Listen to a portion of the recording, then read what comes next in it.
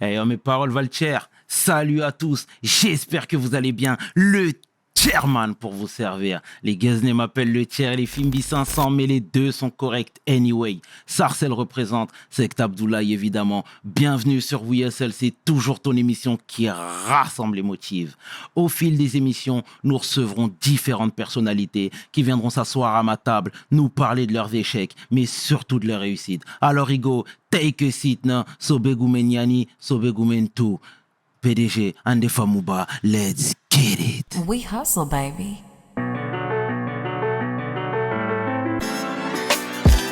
Le chairman. We hustle, baby. Le chairman. We hustle, baby.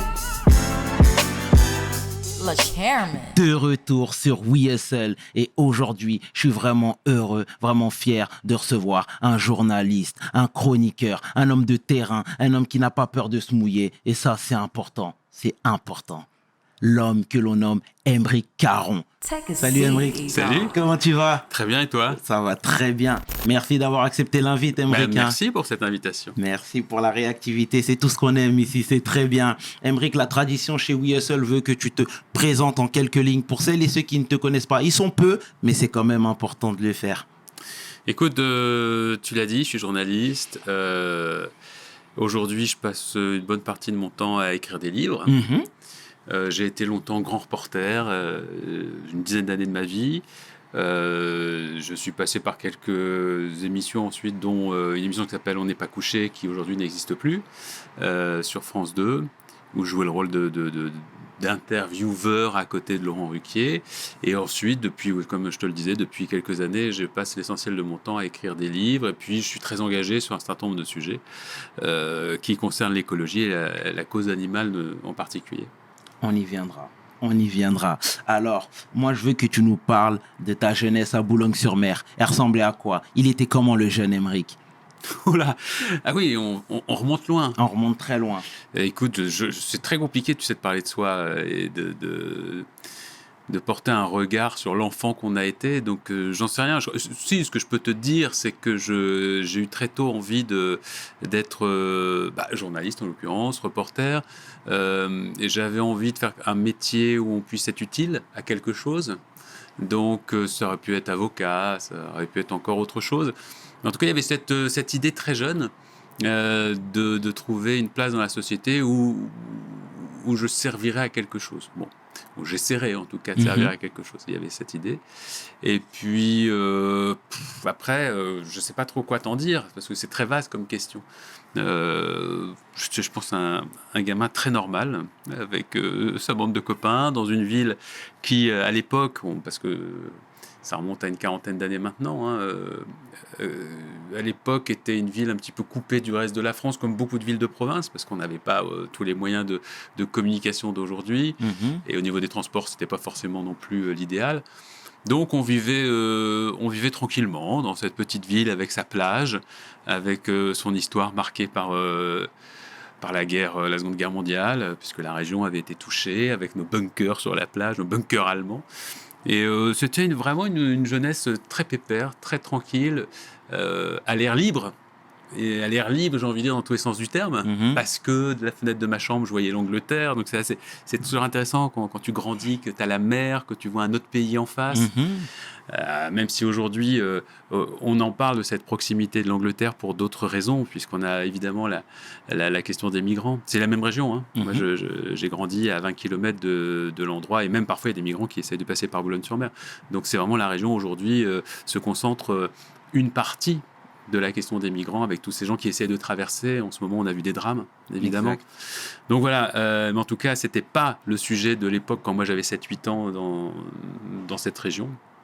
C'était plus cette idée que c'était un endroit qui était à la fois, certes, un peu enclavé par rapport au reste de la France, parce que c'était le cas, comme je le disais à l'instant, à l'époque, de plein de villes, mais en même temps, qui ressentait l'ouverture, parce qu'il y avait l'Angleterre en face, on avait la Belgique à côté, donc les Pays-Bas pas très loin non plus, et puis on avait cette mer devant nous, qui, je pense que grandir là où il y a une mer, c'est quelque chose qui, sur l'inconscient en tout cas, joue un rôle. Apaise. Je ne sais pas si ça apaise, mais la mer, c'est un appel au voyage, c'est un appel à l'ouverture d'esprit notamment. Très bien, très bien. Et t'étais déjà un fan d'hard rock?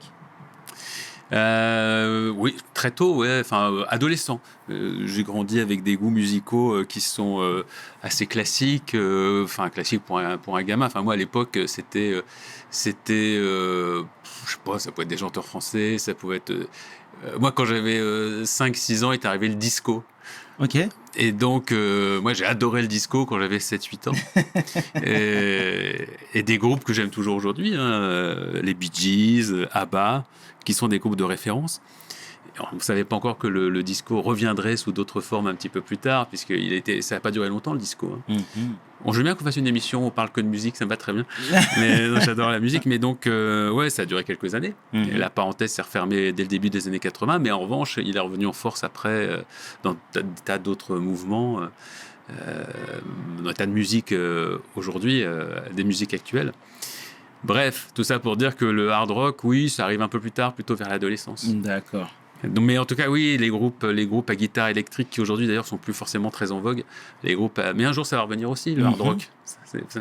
Les hard rock, il y en a plein de hard rock. La musique, c'est cyclique, hein, de toute façon. Ouais, c'est vrai. C'est vrai. Bon. Bon, bah, c'est très bien. Et du coup, je vais rebondir sur le fait que tu aies toujours eu envie de dénoncer. C'est ce même état d'esprit qui t'a poussé à aller à l'école de journalisme à Lille. Ouais. Il fallait que tu aies le sésame. Oh, l'école journaliste, c'est un métier qui me convenait bien dans le sens où je l'avais choisi, ce métier, sur des critères assez simples, en fait. Parce que j'ai envie d'être journaliste vers l'âge de 10 ans. Donc, pour moi, quand on choisit un métier à 10 ans, c'est parce qu'on se fait une idée de ce que va être ce métier. Parfois, on peut se tromper d'ailleurs, ce qu'on imagine en tout cas. Donc, 10 ans, qu'est-ce que je me disais, j'aimais bien déjà, j'aimais bien communiquer, m'exprimer. Je pense que ma matière préférée, c'était le français. Donc, cette matière où on raconte des histoires. J'imaginais déjà que ça me permettrait de voyager, de rencontrer des gens. Donc, très tôt, j'avais cette envie-là. Et puis, alors, il y avait un critère pour moi qui était important. Alors, aujourd'hui, c'est plus commun, c'est plus banal, mais il y a 40 ans en arrière, ça l'était moins. Il y a 40 ans en arrière, souvent, on avait encore cette idée que quand on choisissait un métier à 18, 20 ans, c'est ce qu'on allait faire toute sa vie. Exact. Ça l'est beaucoup moins aujourd'hui. On a des vies professionnelles morcelées, faites de changements obligés souvent. Mais en tout cas, tu vois-t-il que moi, à l'époque, je me disais que ce serait bien que je trouve un métier où je ne sache pas le lundi ce que je ferai le mardi, le mercredi, le vendredi ou la semaine suivante, et encore moins l'année d'après, etc. Donc je voulais un métier qui me permette d'être surpris chaque jour. Et je pensais que pour ça, le journalisme, ce serait bien. Un métier palpitant. C'est la raison pour laquelle tu as accepté d'être un grand reporter. Ah, c'est pas que j'ai accepté, c'est que je le voulais. Tu voulais? Ah oui, c'est à 12 ans. Ça, c'était marrant. Une douzaine d'années, hein, il y avait la guerre du Liban. Et qui passait tous les jours au JT. Et je me souviens très très bien qu'un jour j'ai vu un reportage, comme on en voyait tous les jours, puis j'ai vu un envoyé spécial du Liban, de Beyrouth j'imagine, et qui faisait le point sur les combats de la journée. Et je me suis dit, j'ai dit ce jour-là, j'ai dit vraiment, je me souviens très très bien, j'ai dit à ma famille, j'ai dit c'est ça que je veux faire.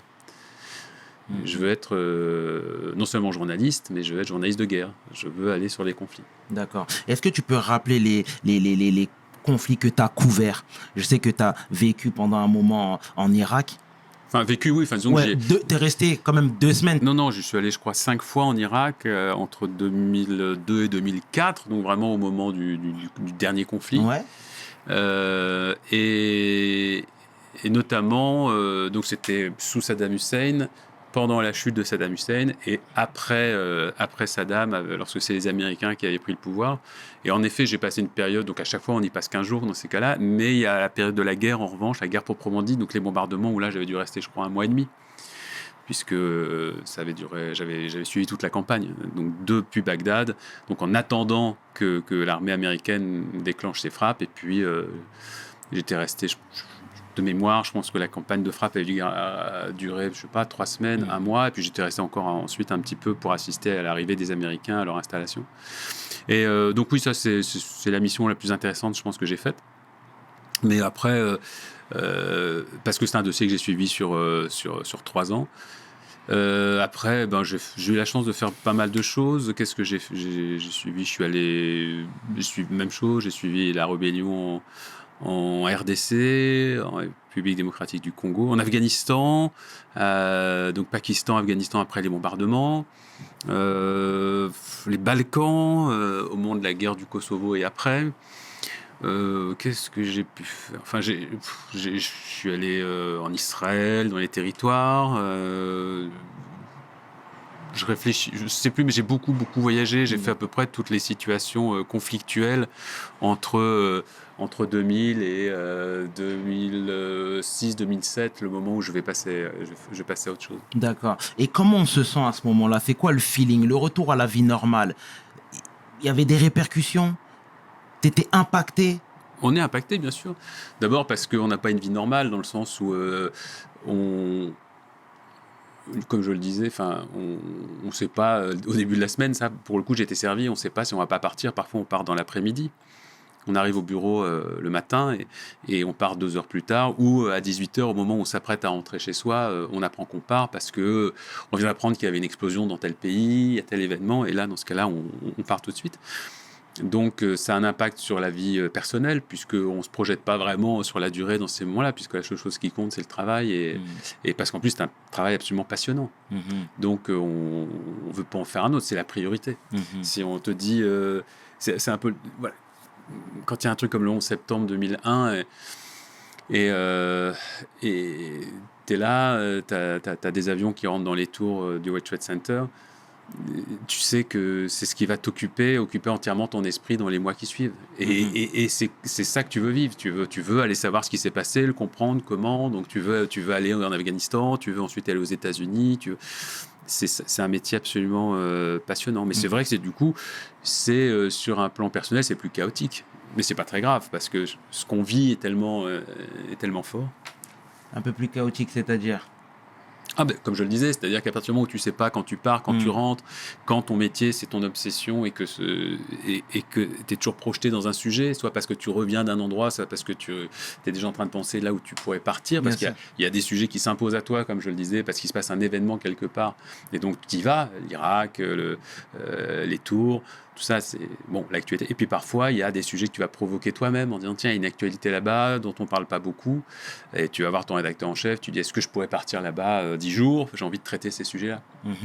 Très bien, parce que dans ton livre Incorrect, qui est justement sorti en 2014, tu disais qu'à beaucoup de reprises, tu craignais pour ta vie, tu as eu peur pour ta vie. Oui, enfin, je craignais, je ne sais plus si je le dis dans Incorrect, sans doute, si tu me le dis, c'est que ça doit être vrai. Mais j'avais écrit un bouquin sur mon séjour en Irak pendant la guerre, où là, je parlais un petit peu plus de mes conditions de travail. Est-ce que j'en reparle dans Incorrect? C'est possible, mais ce n'est pas quelque chose, je me suis vraiment jamais plaint de cette chose-là. C'est juste du factuel, c'est-à-dire que si on me demande si c'était une occupation qui pouvait être dangereuse, oui, elle pouvait être dangereuse, elle pouvait l'être, mais j'avais pas spécialement peur, non, j'avais pas spécialement peur parce que d'abord on travaillait dans des conditions, on travaillait à l'époque, c'est un métier que je fais plus depuis longtemps maintenant, mais on travaillait dans des conditions qui faisaient que on pouvait quand même assurer une bonne partie de sa sécurité en prenant un certain nombre de précautions. Ensuite, il y avait tout un tas de choses qui pouvaient vous échapper, des circonstances.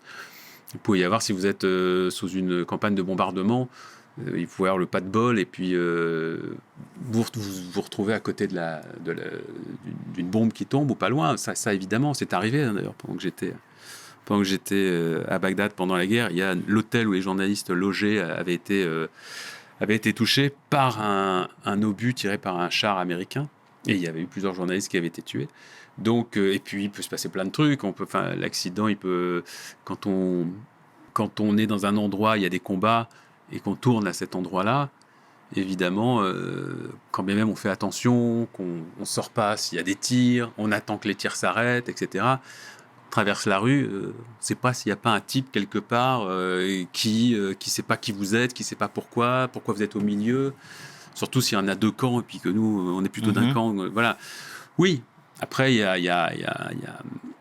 a vraiment ou l'Afghanistan, même chose. Quand j'étais en Afghanistan, en 2001, il y a 20 ans, c'est fou comme le temps passe, mais en plus, quand on y va et donc, quand j'y suis allé, Kaboul venait d'être libéré des talibans, donc les talibans venaient d'être virés, même s'ils sont revenus aujourd'hui. Mais à l'époque, il venait d'être viré après la campagne américaine. Et donc le pays se rouvrait, parce que les talibans tenaient le pays se rouvrait un petit peu, il y a des routes qui tout à coup devenaient à nouveau accessibles. Et c'est vrai que quand on part sur des routes, alors que le pays est en insécurité parce qu'il vient de subir une campagne de bombardement, qu'il est en guerre en réalité, on a beau prendre des renseignements, on nous dit voilà, sur cette route pour aller dans telle ville, c'est une route qui est à peu près sûre. Mais c'est tout. Ouais, toujours une part de hasard. C'est vrai que je pense à Afghanistan parce que je me souviens qu'on avait effectivement on était sorti de Kaboul et on était la première équipe occidentale à ce moment-là à aller dans je ne sais plus quelle ville, peut-être à Bamiyan, je crois. Et c'était une inconnue parce que là j'allais par exemple une équipe de Médecins sans frontières. On ne sait pas ce qui va se passer sur la route. On nous dit c'est à peu près safe. On ne sait pas, et c'est vrai que je pense qu'une semaine après qu'on soit passé sur la route, il y a une équipe comme la nôtre qui s'est fait attaquer et où ils sont morts. Donc c'est bon, voilà. Mais j'ai pas eu plus peur que ça. C'est un métier dans lequel il faut prendre un certain nombre de précautions et puis ensuite, effectivement, espérer ne pas avoir un coup du destin contre vous. Et c'est toi qui as décidé de mettre fin à ces missions-là ? Non, enfin c'est la vie. D'abord, quand j'ai commencé ce métier que j'adorais, hein, vraiment pour moi c'était absolument passionnant, je savais que je voulais pas le faire 20 ans parce que il y a toutes les contraintes qu'on vient d'évoquer. Donc je pensais que c'était très bien de faire ça une dizaine d'années, le temps de voir. Parce que l'intérêt de ce métier, c'est quoi en fait ? C'est d'aller rencontrer des gens. C'est d'ailleurs et je pense d'ailleurs, je sais pas si on va parler de ça, mais ça fait partie d'un des problèmes aujourd'hui dans la vie politique française, c'est qu'il y a des sujets qui sont portés par des gens qui connaissent rien au monde. Je pense qu'on peut. Moi, c'est une période de ma vie qui en fait m'a beaucoup influencé ensuite pour faire mon travail de journaliste dans d'autres contextes, que ce soit un travail d'intervieweur ou d'écrivain. D'écrivain journaliste, parce que même quand j'écris un roman comme le livre que je sors en ce moment, c'est un roman mais qui est imprégné de journalisme et d'histoire, et c'est 10 ans que j'ai passé à aller dans beaucoup de pays et aller rencontrer des populations très différentes. En fait, c'était 10 ans consacrés à étudier l'âme humaine. C'était 10 ans pour aller rencontrer mes alter ego, mais qui habitent dans un autre pays, ont une autre religion, ont une autre culture. Et moi, ce qui m'a vachement intéressé, vachement marqué, c'était d'aller essayer de comprendre ce qui nous différenciait ou ce qui nous rassemblait. Et en réalité, la leçon de ces quelques années, c'était que quel que soit l'endroit où j'allais, je retrouvais que des gens qui me ressemblaient. Ok. Donc, avec les mêmes problématiques. Si on demande à un Français, par exemple, aujourd'hui, c'est quoi un Irakien ? Il risque de se dire, attends, l'Irak, c'est le berceau de l'État islamique, c'est le terrorisme, etc. Non, les Irakiens, quand on va en Irak, c'est un pays qui est en fait très fortement influencé par l'Occident, un pays qui a été ami avec la France, avec la culture française pendant très longtemps.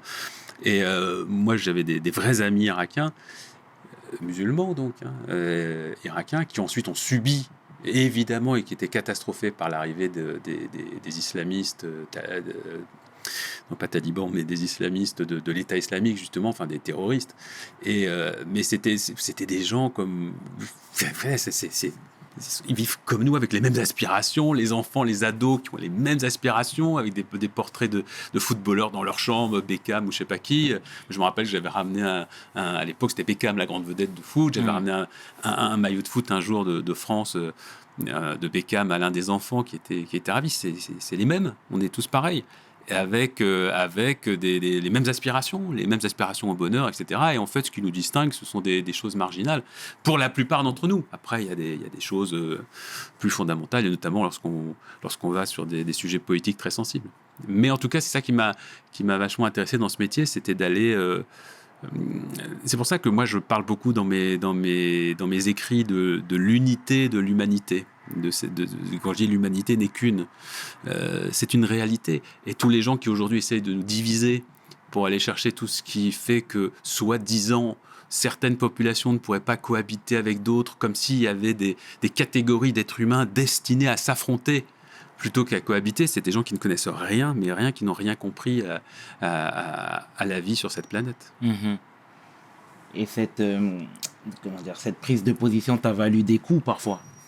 Ouais, alors d'abord parce que c'est une position qui est beaucoup moquée, c'est-à-dire que c'est pas la mode. Je suis arrivé dans des années là où, quand publiquement j'ai été identifié, au début des années 2010, j'ai constaté que prenait ce genre de discours, qui en fait sont des discours qui sont qui étaient très communs dans les années 80, quand moi j'avais 10-15 ans. L'antiracisme, etc. C'était normal d'être antiraciste. C'est celui qui était raciste qui était pointé du doigt, on disait, il a un problème, lui. Et tout à coup, j'ai constaté, il y a 10-15 ans, tout à coup, il y avait un truc, une inversion des valeurs un peu étrange, où tout à coup, c'est l'antiraciste qui était moqué, c'était celui qui prenait la solidarité, qui prenait l'ouverture à l'autre, et puis qui commençait à avoir un discours à la mode, qui se présentait comme un discours un peu viriliste, un discours de responsabilité, en disant mais c'est pas ça du tout, il y a que les naïfs qui peuvent croire qu'on peut être dans ce genre de discours et de pensée. Et donc ça explique notamment la montée de l'extrême droite qui atteint des niveaux aujourd'hui absolument incroyables, à 40% dans les intentions de vote. Et dans ce milieu de journalistes, d'hommes exposés, le fait de ne pas suivre la doxa, la Vox Populi, c'est préjudiciable? Bon, la doxa, ça dépend ce qu'on met derrière doxa. C'est un mot qui est utilisé, doxa aussi, pour un petit peu... parfois, on ne sait pas ce que les gens veulent mettre derrière ce mot. Donc, ce serait une espèce d'opinion majoritaire. Absolument. Oui, mais je suis pas persuadé, en fait, que les idées que je défends soient minoritaires. J'espère qu'elles ne le sont pas encore. En revanche, qu'il y ait un bruit médiatique qui voudrait faire croire que ces idées-là le sont, c'est possible. Mais quand je dis que l'extrême droite est à 40%, elle est à 40%, elle n'est pas encore à 60%. Donc, c'est déjà beaucoup. C'est beaucoup trop, mais on parle de majorité. Donc j'ai l'espoir encore que le discours raisonnable est encore majoritaire dans ce pays. Mais t'admettras, excuse-moi de t'interrompre, que c'est pas pour tirer sur les gens, pas du tout, mais t'admettras que la prise de parole, le fait de dénoncer, de prendre des coups, tu sais, est de plus en plus rare. Ouais, alors ça dépend ce qu'on a dit. Dénoncer, pas vraiment, parce que tu as des dénonciations qui viennent de partout. J'ai même l'impression qu'on est dans une ère de la dénonciation. On est tout le temps en train de s'offusquer, Ah bon? Ah oui, mais ceux dont je parle passent leur temps à faire ça. Ok, d'accord, très bien, ok. Bah oui. Ok. Bah oui, l'extrême droite passe son temps à dénoncer et à s'offusquer. Simplement, est-ce qu'il s'offusque à juste titre? Non.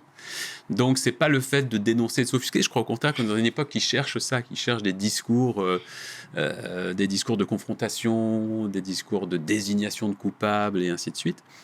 Non, la réalité, la difficulté, c'est beaucoup plus peut-être à trouver les espaces encore pour être une vraie force d'opposition à ce genre d'idées.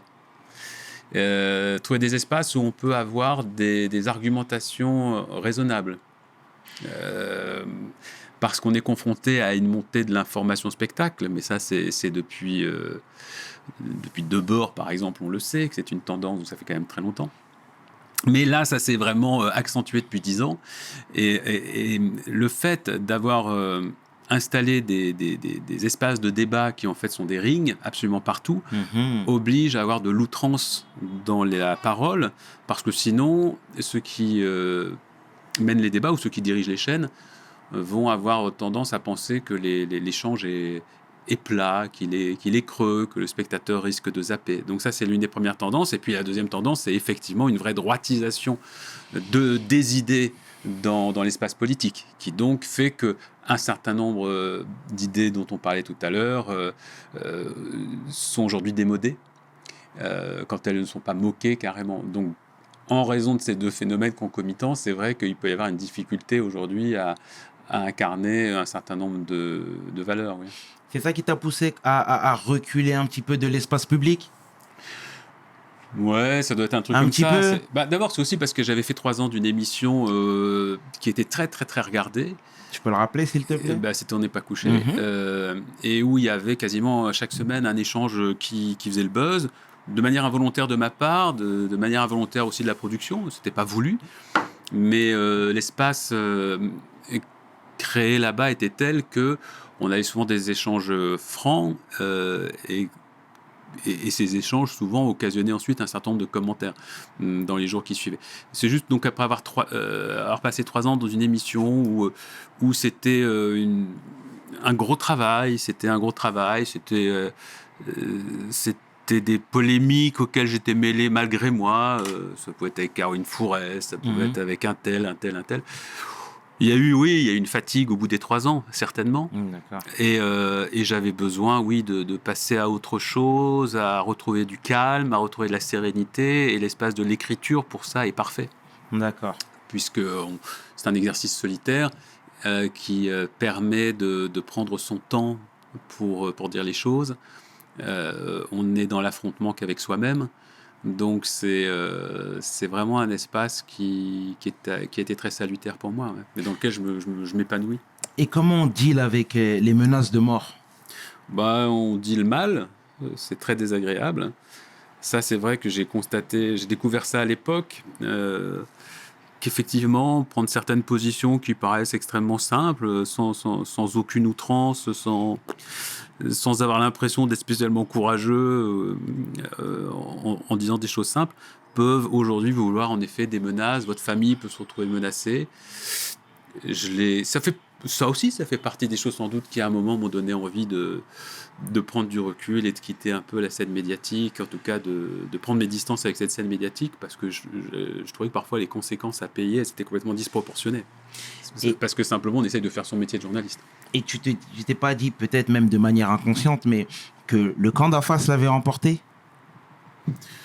J'ai constaté de manière très consciente que c'est pour ça que j'ai écrit, tu citais Incorrect, qui était un livre de 2014 qui en effet essayait d'explorer les mensonges de l'extrême droite sur certaines thématiques qui sont notamment l'immigration et l'insécurité, et puis aussi d'essayer d'explorer un peu le système médiatique qui avait permis l'émergence de ces mensonges de l'extrême droite.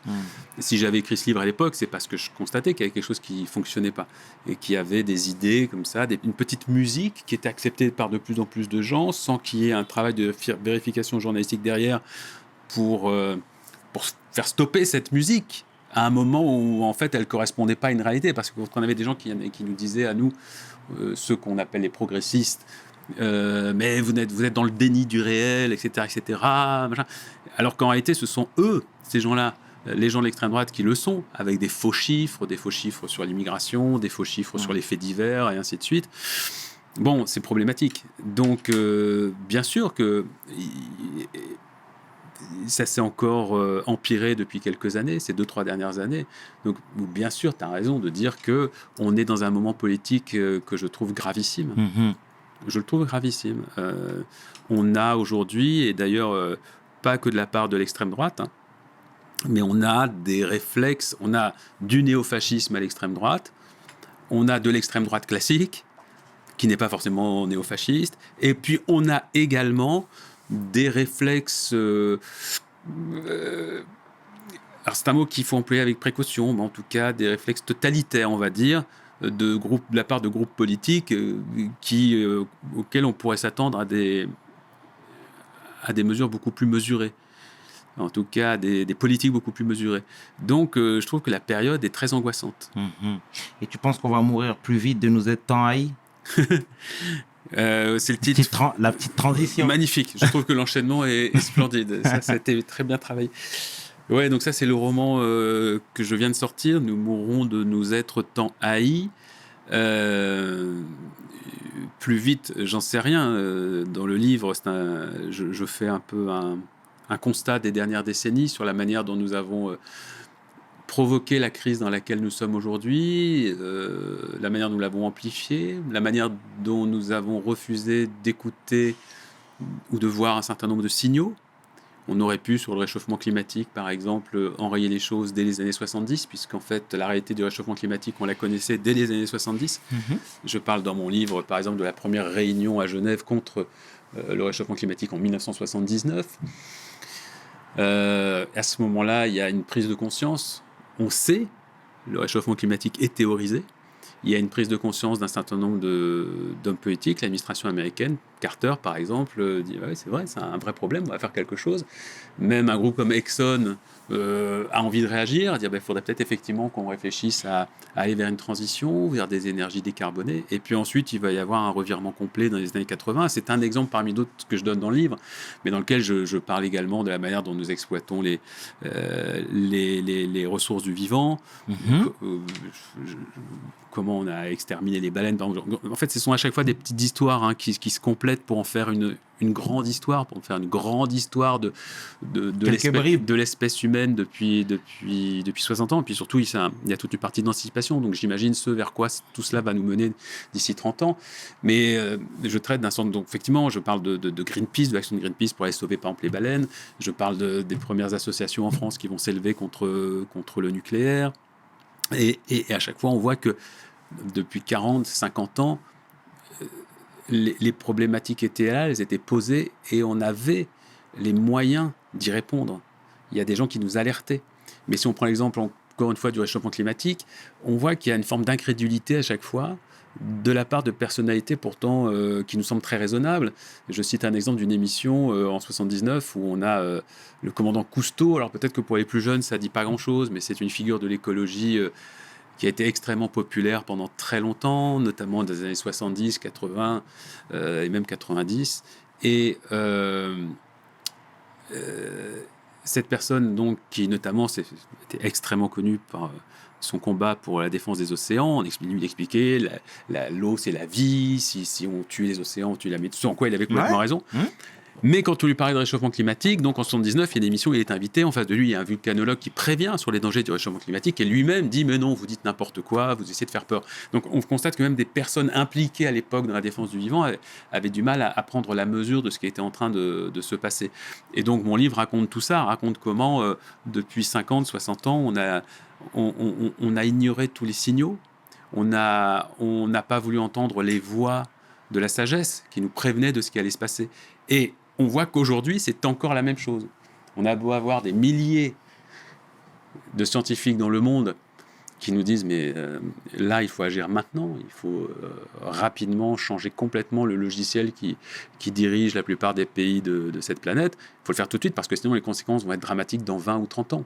D'ailleurs, les conséquences ont déjà commencé, mais il y a un certain nombre de pays, la plupart d'entre eux, qui ne mesurent pas encore complètement, qui ne subissent pas encore frontalement les conséquences, même si on le voit, on voit quand même au Canada, on a vu des choses terribles ces derniers mois, l'été dernier, en termes d'incendie dû au réchauffement climatique, on a vu des inondations en Belgique, en Allemagne, des choses aussi absolument terribles qui sont dues à ce dérèglement. Donc, c'est-à-dire que même des pays qui peuvent paraître plus éloignés, parce que bien évidemment, c'est plutôt des pays comme des pays africains qui aujourd'hui subissent plus concrètement, tout de suite, immédiatement, ou des pays d'Asie, bien évidemment. Mais nous, en Europe, par exemple, on se dit, ah tiens, on est encore un peu protégé par tout ça, donc on a du mal peut-être parfois à réaliser ce qui est en train de se passer, parce que souvent, on a besoin de subir les choses de plein fouet pour vraiment prendre conscience. Mais en tout cas, là, on a tous les signaux, on nous a tout expliqué, on sait exactement ce qui va se passer, et pourtant, on voit que nos politiques, ceux qui nous dirigent, n'arrivent toujours pas à mettre en place les mesures qui soient à la hauteur de la crise gravissime qu'on a affrontée.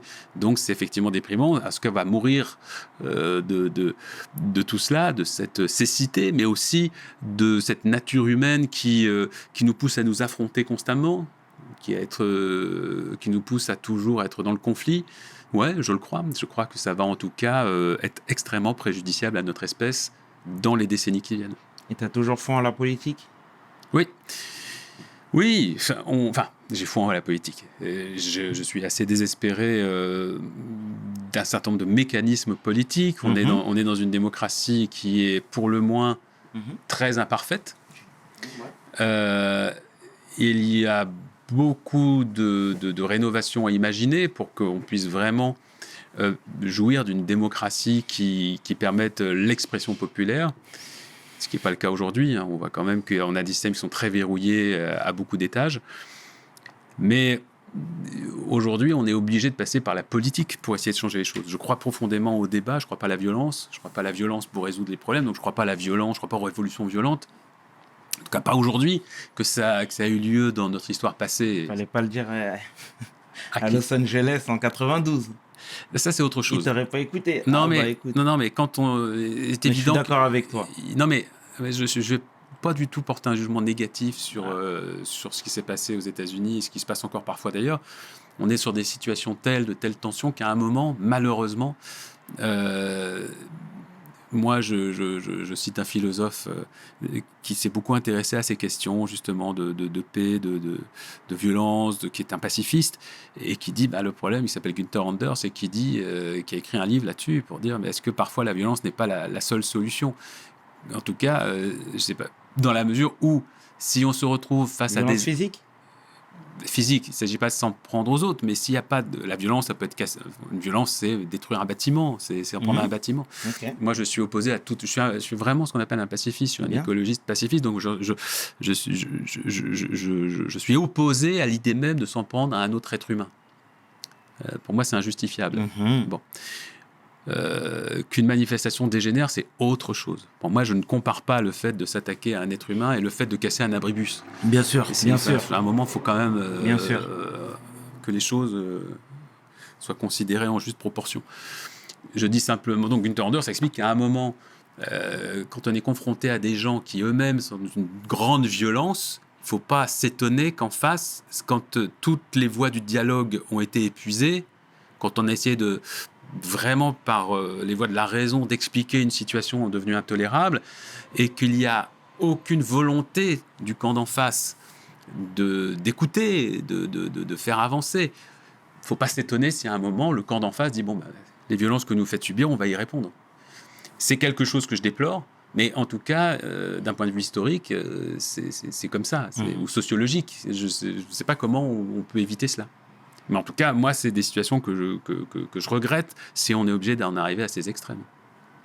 Et où en est du coup ton parti politique? Parce que tu t'étais lancé un petit peu. Il existe toujours, donc Révolution écologique pour le vivant, qui est une offre alternative à un parti comme Europe Écologie Les Verts.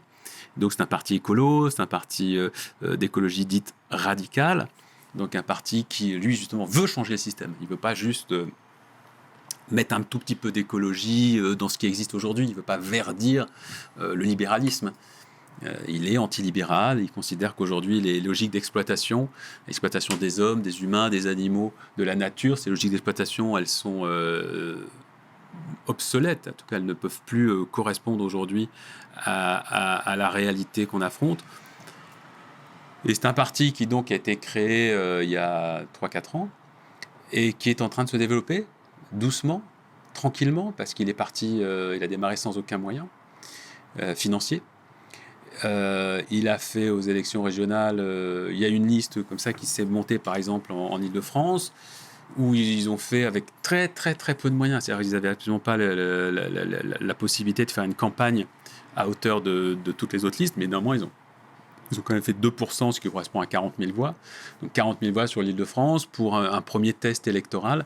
Et là, ce parti va être présent dans les prochaines échéances. Tu l'espères ou tu l'affirmes? Je l'affirme. C'est bien. Elle est belle l'ambition. C'est bien. C'est un fait. D'accord. Bon, Ouais. c'est très bien. Aymeric, je suis paranoïaque. Pardon, si je te dis que l'islam est pris pour cible. Non.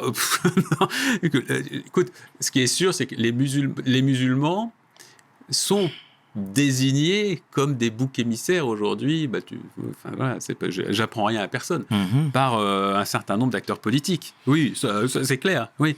Donc, de fait, l'islam aussi. Quand Zemmour dit que l'islam est incompatible avec la République, on ne peut pas dire autrement que l'islam est pris pour cible. Oui. Comment t'expliques que, justement, il n'y a pas de répondant, que les gens ne s'offusquent pas, que les gens ne prennent pas la parole pour, justement, contrecarrer de manière publique certains de ses propos, par exemple? Mais il y en a. Il y en a, non. mais t'en vois beaucoup? Je sais pas, je suis pas. Ah bah, tu vois. Mais non, j'ai pas fait un listing, mais il y a des hommes politiques qui le font. Je sais pas, moi, à la France Insoumise, vous avez Oui, trouvé mais des je voix... veux dire, en fait, peut-être que c'est moi qui me suis mal exprimé, pardon. Dans le paysage médiatique, je veux dire les journalistes, etc., ceux qui représentent quelque chose. Bah bon, un journaliste, il n'est pas là.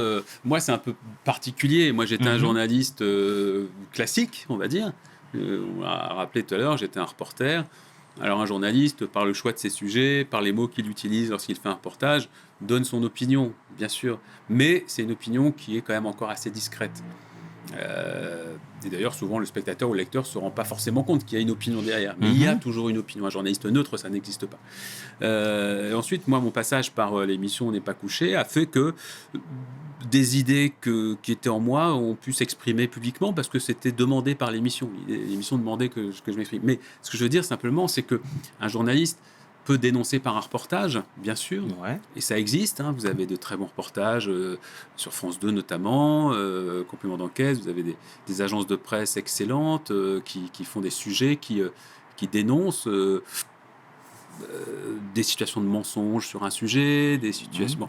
Donc ça, on ne peut pas dire que ça n'existe pas non plus. Je pense que toi, tu fais référence peut-être plus, parce que c'est aujourd'hui ça qu'on retient et qu'on entend, au bruit médiatique le plus vite audible, c'est-à-dire notamment les chaînes info. Par exemple. Bon. Bien sûr. Ou les radios mainstream, ou effectivement, ou même les éditorialistes qui passent en radio, et qui en effet ne s'attellent pas vraiment à ces sujets-là. Pourquoi ? J'en sais rien. C'est une très bonne question. Mais c'est vrai de dire qu'il y a une couleur politique dominante dans les médias. Mais c'est pas de la paranoïa que de le dire. Et alors, là, la causalité diabolique, on est en plein dedans, là. Non, causalité diabolique, le diable, c'est... Un petit peu. Non, c'est pas... Tu penses pas ? Il n'y a pas de complot derrière, rien. D'accord, ok. C'est simplement, c'est une réalité sociologique qui peut s'expliquer très simplement par la nature des recrutements qui sont faits dans les médias. On va peut-être privilégier un certain nombre de profils qui correspondent. C'est plus comme ça que ça se passe. On va avoir des profils de journalistes qui collent bien avec la couleur d'antenne qu'on veut donner. On veut, par exemple, je sais pas, on va vouloir un discours un peu libéral, un peu qui colle aussi à une forme d'air du temps. Tu l'as dit, il y a des valeurs aujourd'hui qui sont des contre-valeurs plutôt qui aujourd'hui prennent une place extrêmement importante dans le débat. Bon, et ben tout à coup, on voit qu'il y a plein de médias qui virent un petit peu vers ces idées-là ou qui les acceptent là où il y a 10 ans avant, ils les auraient dénoncées. Parce qu'ils ont peut-être l'impression d'être plus en phase avec un discours qui, effectivement, prend de plus en plus de place. Clairement. C'est possible. Est-ce que c'est pas plutôt le contraire, je me demande parfois, tu vois, plutôt que, tu vois, un truc de complot où tu aurais des médias qui diraient « Allez, on va mettre en place un agenda politique ». Bien sûr, c'est le cas sur certains médias. CNews, c'est le cas. Mais hormis CNews, qui est une chaîne d'opinion très particulière, avec un projet politique derrière, je pense que pour beaucoup de journalistes, c'est autre chose. Beaucoup de médias. Je pense qu'il n'y a pas de complot à dire on va installer ça. Il y a un soutien, bien évidemment, plus ou moins conscient à un certain nombre de politiques. L'idée, en gros, il faut que rien ne change. C'est plutôt ça. Tu vois, tu as un système en place, un système économique notamment pour la plupart des médias, donc qui sont détenus par des grands groupes privés. Les médias d'État, la télévision publique, les médias publics, c'est encore une autre histoire. Et puis finalement, ces gens-là, c'est un système qui leur va. Donc ils ne sont pas forcément spécialement racistes, ils ne sont pas forcément... Mais le truc tel qu'il est en place, ça leur convient, puisque ce sont les groupes privés qui détiennent ces médias, forcément, ils bénéficient du système aujourd'hui tel qu'il est installé, notamment du système économique. Ensuite, ils essaient de s'adapter pour pas forcément déplaire à leur public. Donc c'est peut-être pour ça qu'ils vont aller capter des idées dont ils ont le sentiment qu'elles sont en vogue, et puis qu'elles se retrouvent incarnées à l'antenne tout à coup, mais sans peut-être, tu vois, d'intention diabolique, justement. Mais par contre, on peut regretter qu'il n'y ait pas des barrières. Il y avait des barrières avant. Il y avait des barrières très claires, des digues dans les médias pour dire ça, cette parole-là, on ne l'aura jamais sur notre antenne. Et pourquoi ça a sauté ? C'est ça qui est inquiétant, justement. C'est là qu'il y a une victoire de ces idées-là, en se disant ils ont fait sauter des digues, en effet, parce que ça peut être par lâcheté de ces médias, ça peut être par un pur intérêt d'audience, en se disant, bon, il y a des gens qui ont envie d'entendre ça, donc c'est ça qu'on va leur donner. Mais il y en a certains qui, quand même, arrivent à s'extirper, en fait, de ce mouvement. Je pense notamment à Aude Lancelin, qui a quitté, justement, le Nouvel Obs, parce qu'elle n'était pas en adéquation avec les valeurs de cette presse. toi, c'est quoi ton avis par rapport à ça? Parce que finalement, elle partage certains de tes principes. Oui, alors je la connais un peu, mais pas suffisamment pour pouvoir formuler un jugement précis sur son parcours et sur son histoire personnelle. Parce que quand on quitte un journal, elle a quitté le Nouvel Obs, mais j'avais cru comprendre qu'elle avait été plutôt poussée vers la sortie, dans un contexte que j'ignore, c'est-à-dire est-ce qu'elle a été poussée vers la sortie pour ses idées, parce qu'elle défendait des lignes qui n'étaient pas compatibles avec le reste de la rédaction, ou avec la direction du journal. Est-ce que c'est autre chose? Est-ce que c'est un conflit de travail comme il en arrive très fréquemment, à savoir une mésentente avec un chef, des objectifs qui n'étaient pas tout remplis tels qu'ils avaient été définis? J'en sais pas grand-chose. En revanche, oui, dire que c'est une journaliste engagée, bien sûr, qu'elle a des opinions et qu'elle n'a pas peur de les affirmer, oui. Dans quelle mesure ça lui a nui, je n'arrive pas à le mesurer. Je ne connais pas assez le sujet. Mais en tout cas, des journalistes qui aujourd'hui disent des choses, n'ont pas peur de les affirmer, heureusement, il y en a beaucoup. C'est pas ceux qu'on entend forcément le plus, mais la profession, elle est composée de beaucoup de journalistes qui travaillent et qui sont pas forcément ceux qu'on voit à la radio, plutôt ceux qu'on entend à la radio ou ceux qu'on voit à la télé. On peut prendre des exemples. Mediapart évidemment, mais on pourrait prendre Paul Moreira, le producteur télé, qui est très bon journaliste et qui s'engage sur chacun de ces sujets. On pourrait parler de Blast. Alors Blast, un média plus engagé avec Denis Robert. Donc ce sont des gens qui, et avec lui, il y a toute une équipe de journalistes talentueux. C'est quelques exemples comme ça, mais si on prend Politiste, qui d'ailleurs je crois a des petites difficultés financières et qu'il faut soutenir, Politiste, c'est un très bon journal. Alternative économique, on a quand même, je pourrais citer, c'est pas du tout exhaustif ma liste, mais il y a quand même beaucoup de journalistes qui font extrêmement bien leur travail. Alors, est-ce que c'est avec courage? Pas forcément. En ce qui me concerne, par exemple, oui, je suis militant sur un certain nombre de sujets qui sont, par exemple, les droits des animaux. D'accord. J'ai écrit des livres dessus, j'essaie de changer le point de vue général qu'on peut avoir sur les animaux, sur la manière de les respecter. Ça, c'est vrai. Donc là-dessus, il y a un engagement très précis que j'assume totalement. Mais si on prend des sujets comme l'immigration, par exemple, dont je parle beaucoup, ou la manière, tu en parlais tout à l'heure, dont les musulmans aujourd'hui sont pointés du doigt, je prends l'impression d'être militant. J'ai l'impression de faire un travail purement journalistique. Quand je reprends un Zemmour sur ses chiffres, ou une Marine Le Pen, mais je ne l'ai jamais eu en face de moi, Marine Le Pen, mais Zemmour, ça m'est arrivé plusieurs fois, en disant vos chiffres, ou des tas de gens qui sont passés dans les émissions auxquelles j'ai participé, en disant vos chiffres sont faux. C'est pas vrai, il n'y a pas d'immigration massive en France, on n'est pas, le grand remplacement c'est bidon, et que je cite les études qui le montrent. C'est pas idéologique. Je suis pas en train de dire j'aime pas. Ma vision du monde c'est celle-ci. Oui, ma vision du monde, j'en parle parfois, comme je le disais tout à l'heure. Je suis pour un monde d'ouverture. Je suis pour un monde de dialogue. Je suis complètement opposé à la vision étriquée, raciste et passéiste d'un Zemmour qui se trompe sur tout. Ok, ça, une fois qu'on l'a dit, on l'a dit. Après, je suis prêt à, une fois qu'on a mis ça sur la table, moi, ce qui m'intéresse, c'est qu'on parle de la réalité des choses. Et donc, il y a des tas de journalistes qui essaient simplement de donner des chiffres exacts pour parler de sujets qui aujourd'hui créent des tensions en France. Et j'ai pas l'impression qu'on est spécialement engagé quand on fait ça. Alors, dans ce cas-là, tu devrais coacher Aung Suu Kyi, lauréate du prix Nobel de la paix. Tu devrais la coacher. Pourquoi faire? Parce qu'elle se mouille pas comme toi. Ah oui, par rapport à la question des Rohingyas, justement. Oui. C'est pour ça que je te dis, ça, c'est parfois, différent. ça fait... Aung San Suu Kyi, c'est très problématique. C'est intéressant. Ça pointe du doigt toute la complexité de l'âme humaine qui est beaucoup plus tortueuse qu'on ne le pense.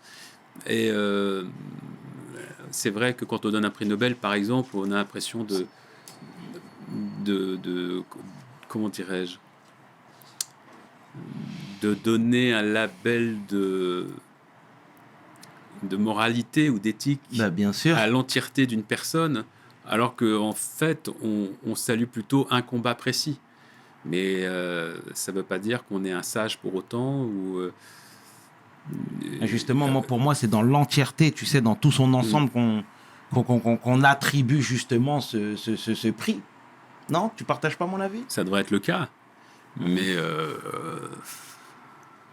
ça devrait être le cas. Mais une fois de plus, les humains, on ne les découvre que face à certaines circonstances. Donc une fois que tu n'as pas expérimenté la chose, c'est compliqué de garantir à 100% que celui que tu as en face de toi, c'est celui que tu crois être. D'accord. Et la cause végane, à Oui. quel moment de ta vie tu es devenu végane? Alors, je suis devenu végétarien. Ça a commencé comme ça. D'accord. Enfin, non, ça a même commencé avant. J'ai commencé à baisser ma consommation de viande à l'âge de 12 ans, à peu près. Ok. Entre 10 et 12 ans. Donc, il y a près de 40 ans. En réalité, là encore, j'étais enfant et la question animale m'a interpellé très, très jeune. Dans mes premiers souvenirs, déjà, c'est des souvenirs de questionnement sur le lien qu'on a avec l'animal, avec des choses qui m'étonnaient déjà. Donc la souffrance animale, ou en tout cas ce qu'on fait endurer aux animaux, m'a toujours révolté et ça a toujours été un problème pour moi. Ensuite, donc même manger des animaux, très tôt j'interrogeais mes parents sur pourquoi on les mange, je comprenais pas. Mais j'ai été élevé dans une famille de parents qui sont aujourd'hui végétariens, mais qui ne l'étaient pas à l'époque, parce qu'à l'époque très très peu de gens l'étaient. Et donc j'avais des réponses très classiques. C'est normal, les animaux, on les mange, c'est comme ça, ils sont bien traités, etc. etc. Et vers l'âge de 10-12 ans, j'ai appris que ce qu'on nous racontait sur les abattoirs n'était pas tout à fait juste. J'ai commencé à le comprendre, mais pas encore complètement. Mais c'est surtout que j'allais en vacances à la ferme, et là, je voyais vraiment ces animaux devant moi. Enfin, les agneaux, ils étaient là. C'était pas du virtuel. Donc, je faisais un lien direct entre le bout le steak que j'avais dans mon assiette et puis l'animal auquel ce steak avait été arraché. Et donc, à partir de douzaine d'années, j'ai commencé à me poser des questions et donc à diminuer ma consommation de viande avec des animaux que je voulais plus manger, certains d'entre eux. Mais je pensais encore à l'époque, parce que j'étais assez jeune, je pensais encore que c'était comme ça, il fallait manger des animaux. Le processus a continué et je suis devenu complètement végétarien. J'ai tout arrêté vraiment à l'âge de 20 ans quand j'ai compris que je mangeais déjà beaucoup plus de viande à l'époque. Mais quand j'ai vu des images d'abattoirs, et là que j'ai compris que tout ce qu'on nous racontait sur le fait que c'était beaucoup amélioré, que vraiment les animaux avaient une belle vie avant de mourir, qu'ils ne sentaient pas quand on les tuait, enfin cette petite légende là, c'était complètement bidon. Donc ce jour-là, j'ai dit le peu de viande que tu manges encore, c'est fini, t'arrêtes. Et j'ai continué quand même les produits laitiers parce qu'à l'époque, j'avais pas conscience de ce qui se cachait derrière ces produits laitiers, de la souffrance et de la mort. Et je pensais comme plein de gens que c'est bon, du lait, c'est juste un peu de lait qu'on prend à une vache, elle meurt pas, elle souffre pas. J'avais pas encore compris que pour avoir le lait, il fallait que la vache elle ait un veau, qu'elle avait été inséminée artificiellement pour faire naître ce veau, et qu'une fois que ce veau était né, 2 jours après sa naissance, on lui arrachait, il partait à l'engraissement pour 6 mois, ce veau, et puis il finissait, comme c'était de la viande.